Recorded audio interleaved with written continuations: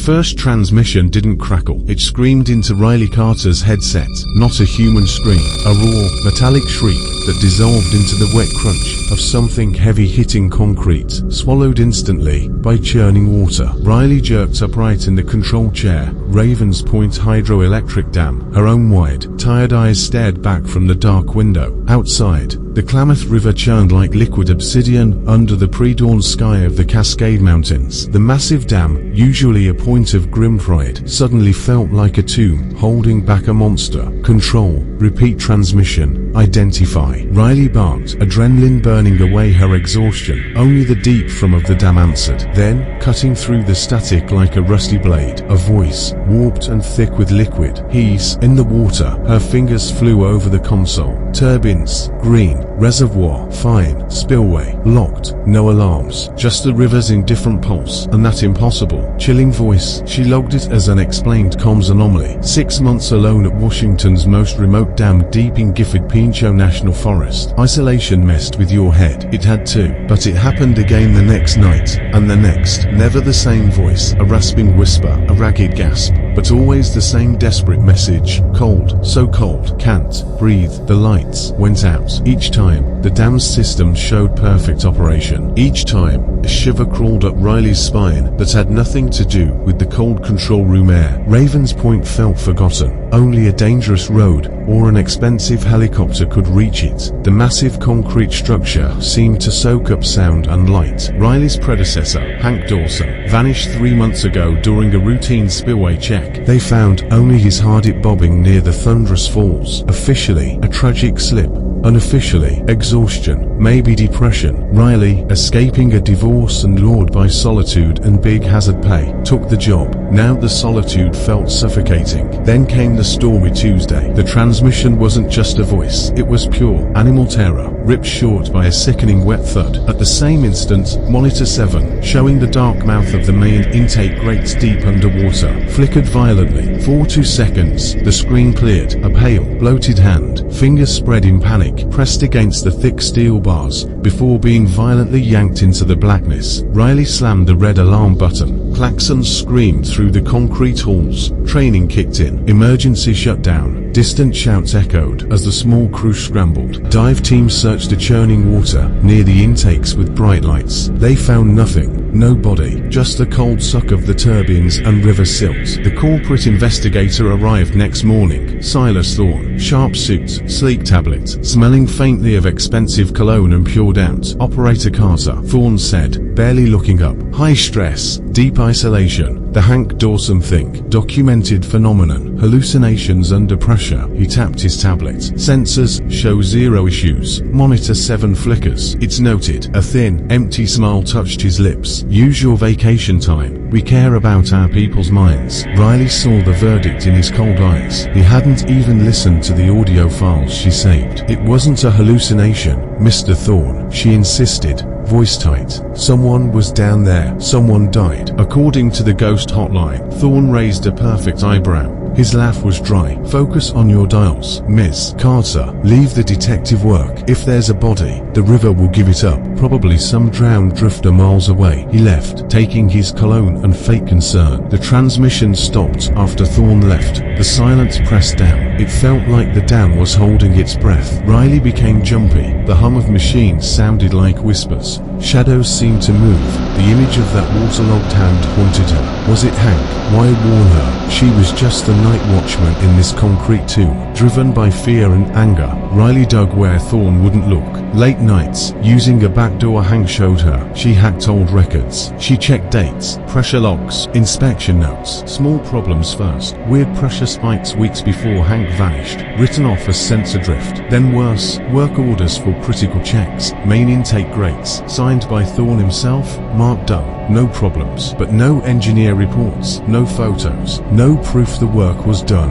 Ice flooded her veins. The grates, where she saw the hand, where Hank disappeared. One night, deep in a hidden server section called decommissioned_projects. Riley found gold. Broken emails between Thorne and Big Boss Eleanor Vance. Cold words jumped out. Fixing it costs too much. Wet, cracks and weak concrete still okay. For 18 to 24 months. Double quotes. Hank Dawson's accident is good cover for secret checks. Double quotes. Keep shareholders happy. Avoid shutdown. Hank Dawson. The accident. Cover. The dam wasn't just old. Thorne and the bosses knew it was breaking. Fixing it meant shutting down 4 years, losing billions, ruining careers. Thorne was gambling with thousands of lives downstream. Silencing threats. Did Hank find proof?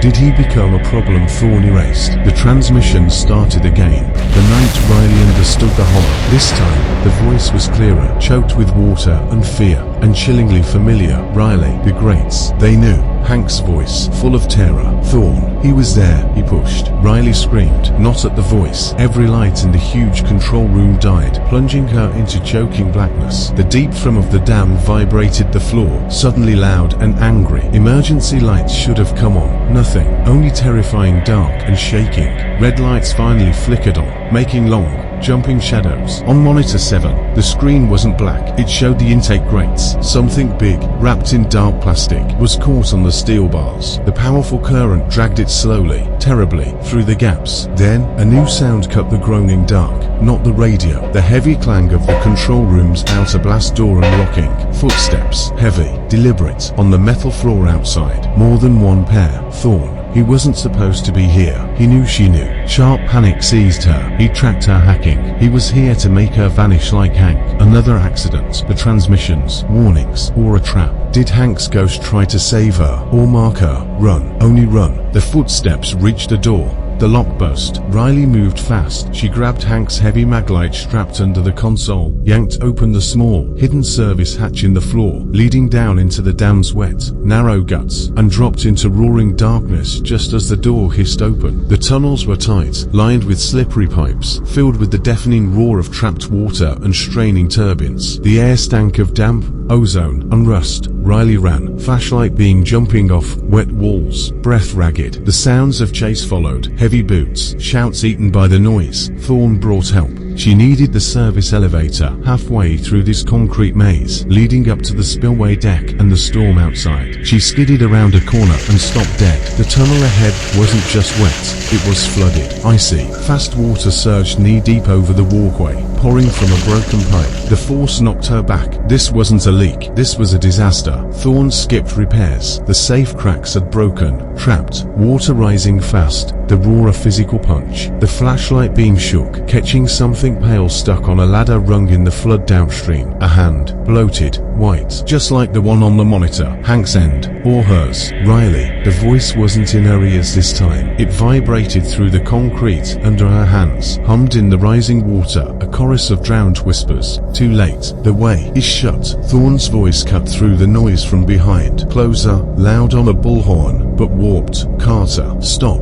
Tunnels breached. No way out. Don't fight. Before Riley could move, a new sound tore through the dam. A deep, groaning shudder. The sound of impossible weight and old concrete screaming. The dam was breaking. Then, the red lights died again, plunging the tunnel into total blackness. Only the shaking maglite beam lit the churning water, and the pale, dead hand reaching from the dark. The roar swallowed everything. The water hit her waist, icy claws pulling at her legs, trying to drag her under. Riley scrambled wildly for the ladder, the rungs freezing and slick. She heard Thorne and his men yelling, getting closer, but their voices vanished in the dam's death cries. Above the chaos, a final, sharp transmission sliced through her terror, not on her headset, but from the shaking walls themselves. Thorne's voice, smoothness gone, raw with fear, yelling into a radio. Containment failure sector 7G. Get out, all out now. This is real. The grates are. The transmission exploded into static like breaking bones. At that exact moment, Riley's flashlight caught the dark plastic bundle snag near the ladder base. It wasn't just plastic. It was a ripped open body bag. Inside,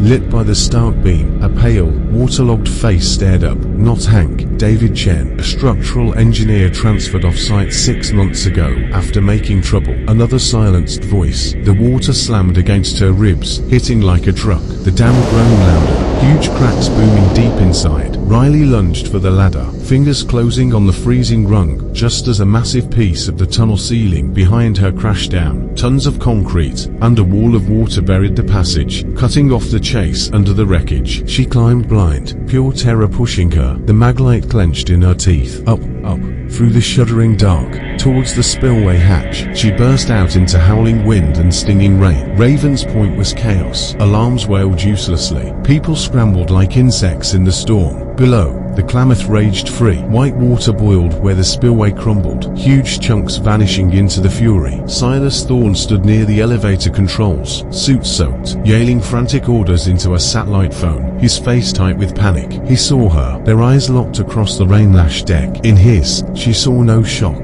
only a cold, instant reassessment, a loose end still breathing. Before Riley could scream his guilt to the storm, before she could move, a giant piece of the spillway directly below them tore away with a sound like the world breaking. The concrete deck bucked hard, throwing them both down. Riley scrambled back from the crumbling edge. Thorne stumbled, his fancy shoes slipping on wet metal. For one terrible second, he wobbled on the jagged brink, arms waving, face twisted in disbelief. Then, he was gone, silently, pulled down into the whirlpool of falling concrete and the Klamath's hungry roar. No shout, no curse, just the river taking what it was owed. Riley dragged herself to safety, soaked and shaking, staring at the empty space where he'd stood. The dam groaned its last, dying sounds around her. Sirens screamed, getting louder. The body in the tunnel, Thorne vanishing, the dam breaking. It felt too neat, too perfectly tragic. Weeks later, the official report landed like a rock. Massive failure caused by hidden earthquakes and ground stress. Silas Thorne, missing,